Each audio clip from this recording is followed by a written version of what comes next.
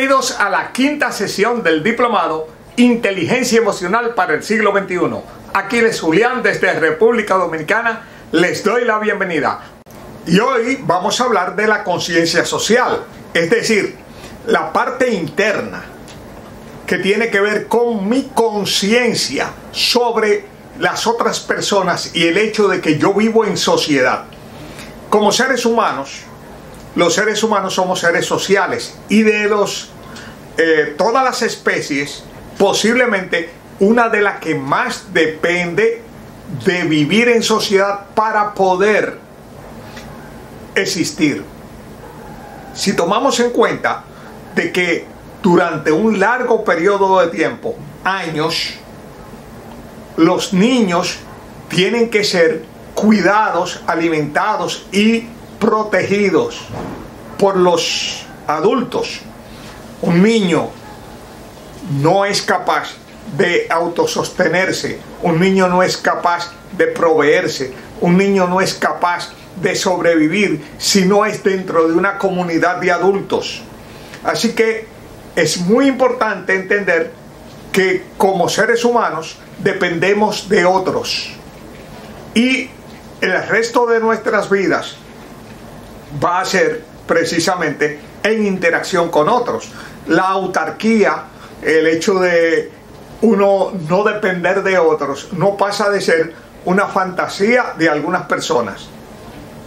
En realidad, si tú miras a tu alrededor, todo lo que tú tienes y prácticamente todo lo que eres, lo tienes y lo eres gracias a otros. Empezando la vida, gracias a nuestros padres y a Dios. Empezando por las cosas que tenemos, que la mayoría las han producido otras personas. Que nosotros las hemos comprado, que sí, pero no las produjimos, las adquirimos. Y ese es el origen del comercio y de la interacción entre seres humanos. Y es el origen de la cultura. Y es el origen de la civilización. La civilización y la cultura comenzaron precisamente cuando los pueblos, las tribus, empezaron a intercambiar y a desarrollar comercio entre ellas. Eso es clave para entender, porque nosotros, de hecho, el origen de uno de los aspectos más importantes que tenemos en lo que es la historia de la civilización y la cultura, que es la escritura y la lectura, pues lógicamente su complemento, surge precisamente gracias a las actividades comerciales.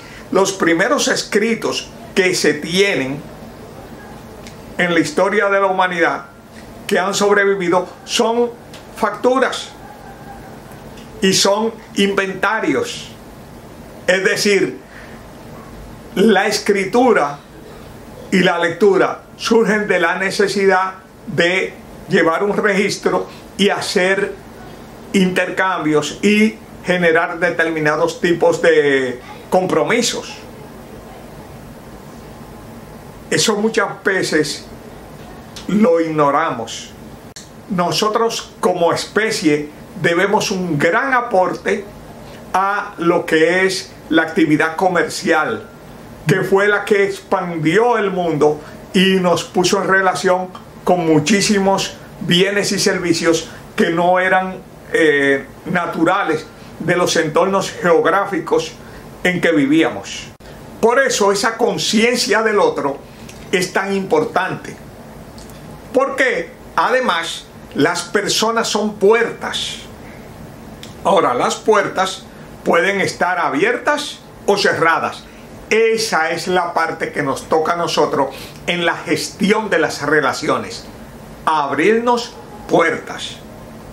Pero todas las personas son puertas. Existe el principio de que nosotros estamos a 4 personas de cualquier otra persona en el mundo. No importa qué tan importante, qué tan elevada, qué tan distante tú creas que estás de ella, tú estás exactamente a 4 personas de esa persona. Y eso es importante, porque eso significa que por encima de nuestra diversidad y por encima de nuestras diferencias, por encima de todo prevalece nuestro parecido, nuestra unidad como especie y nuestra complementariedad. Todos nos necesitamos, todos dependemos del otro. Así que yo dependo del otro, pero yo soy el otro del otro. Así que él también depende de mí. Y eso es importantísimo que lo recordemos. La conciencia social es el entendimiento de la importancia que tenemos, que tienen los demás sobre nosotros y la importancia de vivir en comunidad. Entonces, hay aspectos que nosotros tenemos que considerar para el desarrollo y el cultivo de la conciencia social. El primero es la empatía, el ser sensible a las situaciones, a los sentimientos y a los intereses del otro. El ponernos en los zapatos del otro. Ese es el concepto clave de la empatía. Lo segundo que nosotros tenemos que considerar es la orientación al servicio. ¿Y qué es la orientación al servicio? Es enfocarnos en ser facilitadores, contribuir, aportar y apoyar el desarrollo de otras personas. El que esas personas logren sus metas. Zig Ziglar, una estrella en lo que es el mercadeo y las ventas en Estados Unidos, dijo: tú vas a lograr tus metas en la medida en que ayudes al mayor número de personas a lograr las suyas. Es decir, que las metas nuestras se realizan, se alcanzan a través de facilitar que otras personas logren las de ellos. Y eso es importante que lo entendamos, porque muchas veces estamos anteponiendo las metas nuestras a la de otros, cuando es a través de las metas de otros que se alcanzan las nuestras. Así que si ponemos las cosas en el orden correcto, nosotros vamos a ver cómo muchas de nuestras metas se ejecutan, se realizan, se verifican, simplemente porque ayudamos a otros a lograr las suyas. Esa es la orientación al servicio. La orientación al servicio nos lleva al desarrollo de otros. ¿Y qué significa desarrollar a otros? Desarrollar a otros es ayudar a que las personas desarrollen sus potencialidades, sus energías y sus talentos. Es empoderarlos, es respaldarlos, es animarlos, es mostrar entusiasmo ante ellos, es facilitarles el logro de sus metas, de su visión, de su misión. Es convertirnos en un recurso para otras personas y además ver las fortalezas y las cualidades de las demás personas, centrarnos en lo que esa persona tiene de grande, en lo que esa persona tiene de valor y de talento social. Como todas las personas también tenemos defectos, pero sobre los defectos no se construye, se construye sobre lo útil, sobre el talento, sobre las capacidades. Y todas las personas tenemos talentos, dones, capacidades. Y todas las personas somos premios en las vidas de otras personas. Y si nosotros vemos el premio que hay para nosotros en cada persona, nosotros vamos a contribuir a ayudarlas a que ese premio, a que esos valores, a que esos dones y talentos florezcan y brillen. Por igual, conciencia social es también conciencia de la diversidad. Todas las personas somos distintas, somos iguales y al mismo tiempo distintas. Es decir, tenemos nuestras peculiaridades, nuestra cultura, nuestras diferencias, y esas diferencias deben ser valoradas, apreciadas, respetadas, toleradas, aceptadas. diferencias que pueden estar desde la raza hasta la cultura, desde lo que es la nacionalidad hasta lo que es la lengua, desde lo que es nuestra forma de pensar a nuestras creencias. Y la clave aquí siempre es el respeto, la aceptación, la tolerancia y la unidad dentro de la diversidad. Es decir, respetando, aceptando, integrando, valorando y aprovechando lo que cada quien desde su individualidad tiene para aportar, para contribuir. Recuerda, somos personas distintas y nos necesitamos distintas para tener personas que compensen nuestras debilidades y aporten en lo que nosotros no somos tan buenos como ellas, porque nosotros somos también más buenos que ellas en otras áreas. Esa es la grandeza de la diversidad. Nadie es todo en todo. Todos somos mucho en algo, poco en otras áreas. Pero qué bueno que tenemos personas que son muy buenas, talentosas, brillantes, capacitadas en las áreas en las que nosotros no somos los más talentosos, los más brillantes ni los más capacitados. Eso nos permite concentrarnos en nuestras fortalezas. ¿Y qué vamos a hacer con nuestras debilidades? Las vamos a complementar con las fortalezas de otros. Y esa es la clave de la construcción de equipos, de la construcción de comunidades, de la construcción de organizaciones fundamentales, porque nosotros como humanos necesitamos equipos, comunidades y organizaciones. Solo con equipos, comunidades y organizaciones podemos sobrevivir como especie. Entonces hay otro aspecto de la conciencia social, que es la conciencia política. Y la conciencia política tiene que ver con las relaciones de dirección, de liderazgo sociales. Es decir, desde que hay grupos humanos, hay posiciones de liderazgo, posiciones de relevancia, posiciones de organización, ¿verdad? Y de dirección, en que las personas desarrollan determinados niveles de influencia y de poder. Y nosotros participamos dentro de organizaciones y participamos dentro de eso, de esa vida política y social, que no se refiere exclusivamente a la política partidaria, sino a toda relación entre personas. Las relaciones entre personas son relaciones políticas. Y donde hay relaciones políticas, hay relaciones de influencia, hay relaciones de liderazgo, hay relaciones de dirección. Y nosotros participamos de esas relaciones. Es importante también que tengamos conciencia de las corrientes de dirección y liderazgo que se mueven en las organizaciones en las que nosotros participamos.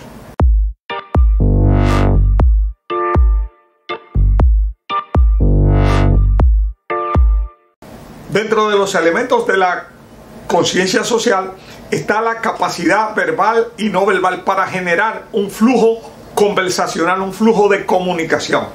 Es muy importante para nosotros desarrollar esas habilidades. Las habilidades conversacionales son fundamentales porque es a través de ellas que nosotros podemos aunar criterios y definir afinidades, valores comunes, metas compartidas, para coordinar el esfuerzo colectivo, el esfuerzo social en el logro de objetivos comúnmente convenientes para todos.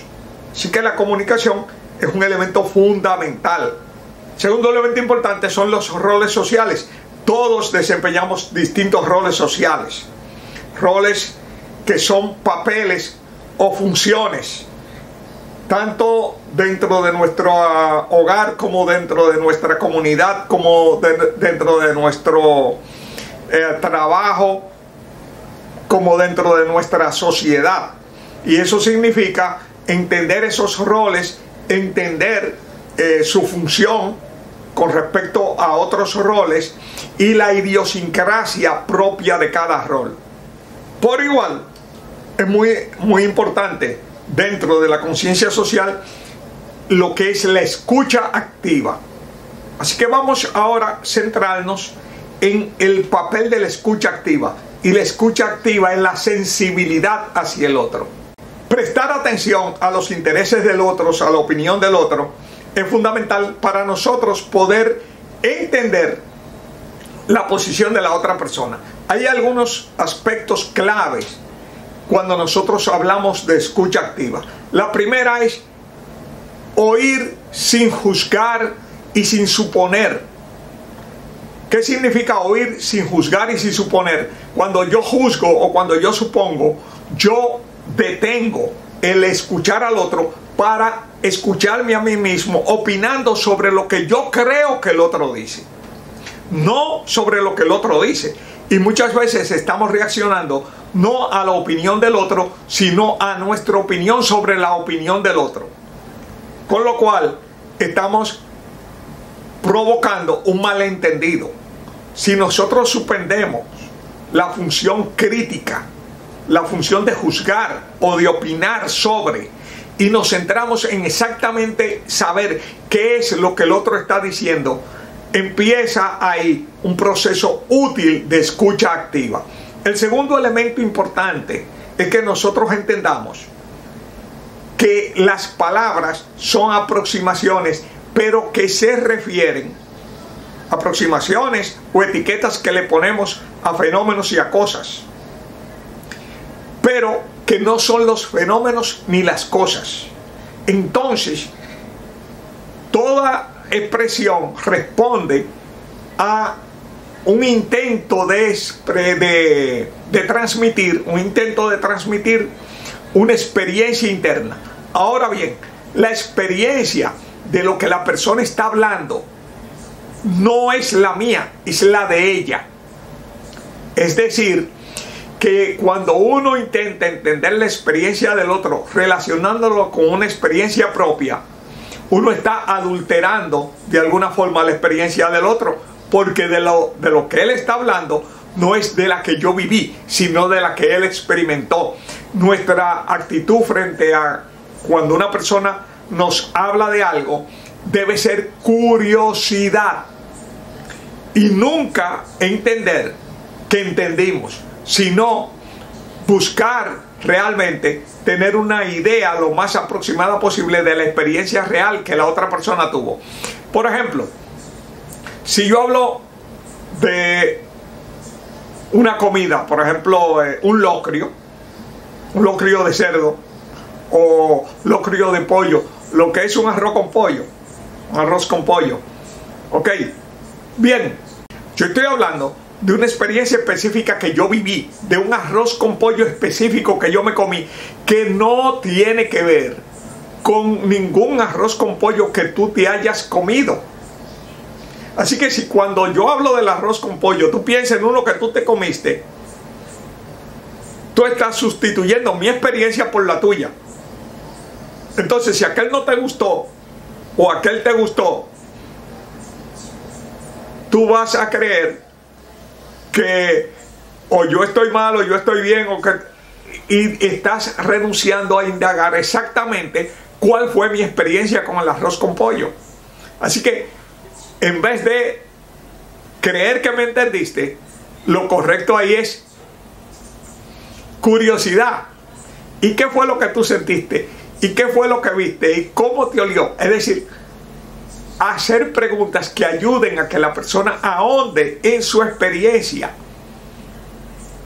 en vez de nosotros simplemente tomar lo que el otro dice y suplantarlo con una experiencia propia y creer que entendimos al otro, que es una fuente de malentendidos tremenda. La otra persona está hablando de su experiencia y la experiencia del otro no es la mía, es la de él. No solamente como experiencia, sino como conceptualización subjetiva de esa experiencia. Así que es importante nosotros centrarnos en aclarar la percepción del otro, en conocerla en tener curiosidad por exactamente qué la persona experimentó, qué nos quiere comunicar. No saltar graciosamente a conclusiones anticipadas, lo cual en muchos sentidos es el origen de la mayoría de los malentendidos. Otro elemento importante es hacer preguntas. Esas preguntas ayudan a aclarar, a consolidar la percepción. Simultáneamente, mientras vamos escuchando a las personas, es importante hacer contacto visual, sonreír y hacer un pequeño movimiento de aprobación. Eso ayuda a que la otra persona entre en mayor confianza. Las personas no les gusta y no quieren ser juzgadas y menos desaprobadas. Recuerda que la aprobación es un elemento fundamental en la relación. Cuando las personas no se sienten aprobadas o se sienten juzgadas, reaccionan heridas o se retraen. Y eso no es bueno para la comunicación. Así que la función más importante es la función de aprobar. Y aprobar no significa estar de acuerdo. Aprobar significa entender qué el otro está diciendo y que está diciéndolo desde su perspectiva o punto de vista. Cuando nosotros hacemos preguntas, cuando nosotros nos abrimos sin juzgar, ni presumir ni suponer, sino mostrando curiosidad, mostrando interés en el punto de vista del otro, ayudándolo a que lo precise y lo defina, entonces el siguiente paso en la escucha activa es resumir. Y el resumen es: bien, yo entendí que tú estás diciendo esto, esto y esto. ¿Estoy más o menos en lo cierto? El resumen le muestra a la persona que uno mantiene interés en lo que la persona dice y que uno trata de compendiar exactamente el sentido de lo que las personas nos transmiten. A partir de aquí, yo puedo entonces pedirle el permiso. Y el pedir permiso es importante. Tú me permitirías exponerte mi punto de vista. Y esto ya es retroalimentación, Entonces, la escucha activa, la retroalimentación pasa después que yo hice el resumen y más o menos le di a entender a la otra persona que entendía el punto de vista de ella. Entender a una persona no significa estar de acuerdo con ella. Entender a una persona es comprender exactamente qué quiere decir. Ahora, todas las personas hablan desde su particular percepción de la realidad, desde sus intereses, desde sus agendas, desde sus propósitos, que no obligatoriamente tienen que coincidir con mis intereses, mi agenda y mis propósitos. Es importante que entendamos dónde tenemos visiones distintas, pero que no nos apresuremos a establecer una diferencia sin haber entendido exactamente qué la otra persona propone y quiere, cuáles son sus expectativas frente a las opiniones de las personas. Y en el mundo lo que existen son, en el mundo existen personas, animales, vegetales y objetos inanimados. Las organizaciones que nosotros vemos, pues son agrupamientos de personas que coinciden en un propósito determinado, pero las organizaciones en sí no existen. Existen personas. Nosotros le damos a las organizaciones de esas personas un nombre. Entonces decimos el banco tal, la asociación tal, el partido tal, pero en el fondo el partido, el banco, la asociación, etcétera, son aglomeraciones de personas y siempre estamos hablando no con una entidad amorfa, sino con una persona específica. Siempre en toda interacción con otro individuo es una interacción entre personas, y las personas, aunque representemos organizaciones, tenemos nuestra individualidad al mando, nuestras preferencias, nuestras proclividades. Entonces siempre es una interacción entre dos personas, y eso es clave que nosotros lo entendamos.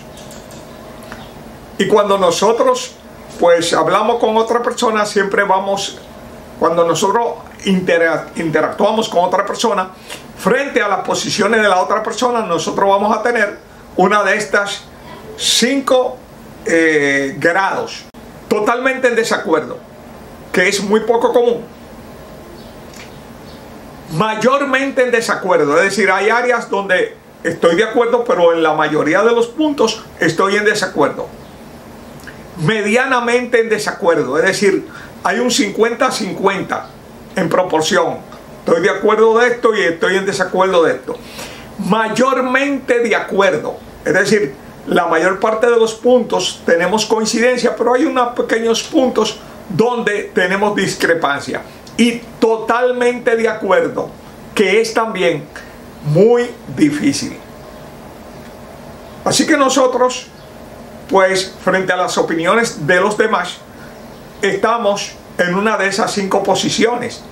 La clave de esto es que no sean posiciones sobre la base de rechazo emocional o simplemente acrítico o simplemente como una rabieta del niño rebelde, sino por una evaluación lo más desapasionada posible de positivo o negativo, conveniencias, es decir, haciéndole un análisis como el análisis Benjamin Franklin, lo positivo, lo negativo, y usando una idea de Edward de Bono, un PNI, positivo, negativo, interesante.